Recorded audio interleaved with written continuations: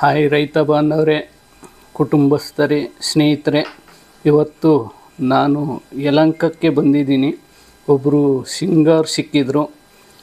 ಒಳ್ಳೆ ಸಿಂಗರ್ ಆಗಲಿ, ಅವರಿಗೆ ಯಶಸ್ಸು ಚೆನ್ನಾಗಿ ಸಿಕ್ಕಲಿ, ಒಳ್ಳೆ ದೊಡ್ಡ ಮಟ್ಟದಲ್ಲಿ ದೇವರು ಬ್ರಹ್ಮ ವಿಷ್ಣು ಮಹೇಶ್ವರನಿಂದ ಸಿಕ್ಕಿ ದೊಡ್ಡ ಮಟ್ಟಕ್ಕೆ ಬೆಳೆದು ಇಡೀ ಕರ್ನಾಟಕ ಭಾರತಕ್ಕೆ ಹೆಸರುವಾಸಿಯಾಗಲಿ ಅಂತ ಹೇಳ್ತಾ, ಇವತ್ತು ನಮ್ಮ ಅಪ್ಪ ಅವ್ರದ್ದು ಒಂದು ಸಾಂಗ್ ಹೇಳ್ತಾರೆ. ಬನ್ನಿ ಸಾರ್ನ ಕೇಳೋಣ.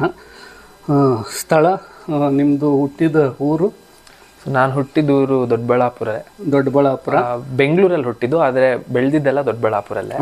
ಒಟ್ಟಿಗೆಲ್ಲ ಬೆಂಗಳೂರಿಗೆ ಸೇರಿದ್ದು. ತಂದೆ ತಾಯಿ ಹೆಸರು?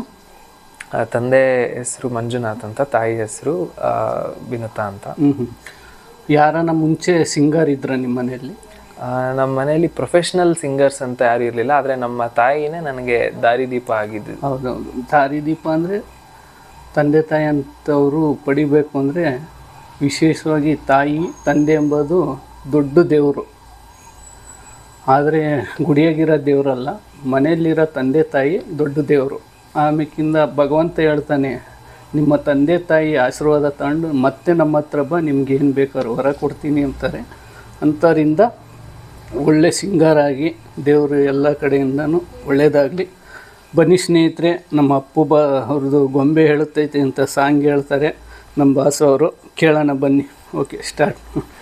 ಬೊಂಬೆ ಹೇಳುತ್ತೈತೆ ಮತ್ತೆ ಹೇಳುತ್ತೈತೆ ನೀನೇ ಸ್ವಲ್ಪ ಸಬ್ಸ್ಕ್ರೈಬ್ ಮಾಡ್ಕೊಳ್ಳಿ, ಒಳ್ಳೊಳ್ಳೆ ಸಾಂಗು ಸಿಗುತ್ತೆ. ಬೊಂಬೆ ಹೇಳುತ್ತೈತೆ ಮತ್ತೆ ಹೇಳುತ್ತೈತೆ ನೀನೇ ರಾಜಕುಮಾರ, ಹೊಸ ಬೆಳಕೊಂದು ಹೊಸಿಲಿಗೆ ಬಂದು ಬೆಳಗಿದೆ ಮನೆಯ ಮನಗಳ ಇಂದು.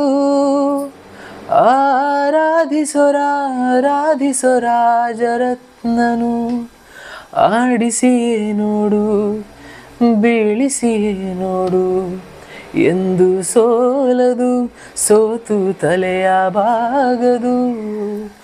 ಬೊಂಬೆ ಹೇಳುತ್ತೈತೆ ಮತ್ತೆ ಹೇಳುತ್ತೈತೆ ನೀನೇ ರಾಜಕುಮಾರ. ಗುಡಿಸಲೇ ಆಗಲಿ ಅರಮನೆ ಆಗಲಿ ಆಟವೇ ನಿಲ್ಲದು, ಎಂದು ಆಟ ನಿಲ್ಲದು. ಹಿರಿಯರೇ ಇರಲಿ ಕಿರಿಯರೇ ಬರಲಿ ಭೇದವೇ ತೋರದು, ಎಂದು ಭೇದ ತೋರದು. ಎಲ್ಲ ಇದ್ದು ಏನು ಇಲ್ಲದ ಹಾಗೆ ಬದುಕಿರುವ, ಆಕಾಶ ನೋಡದ ಕೈಯ ನಿನದು ಪ್ರೀತಿ ಹಂಚಿರುವ. ಜೊತೆಗಿರು ನೀನು ಅಪ್ಪನ ಹಾಗೆ, ಹಣ್ಣೆಲೆ ಕಾಯೋ ವಿನಯದಿ ಹೀಗೆ. ನೀನು ಪಡೆದ ನಾವು ಪುನೀತ, ಬಾಳು ನಗು ನಗುತ್ತಾ. ಬೊಂಬೆ ಹೇಳುತ್ತೈತೆ ಮತ್ತೆ ಹೇಳುತ್ತೈತೆ ನೀನೇ ರಾಜಕುಮಾರ. Thank you. ವೆಲ್ಕಮ್.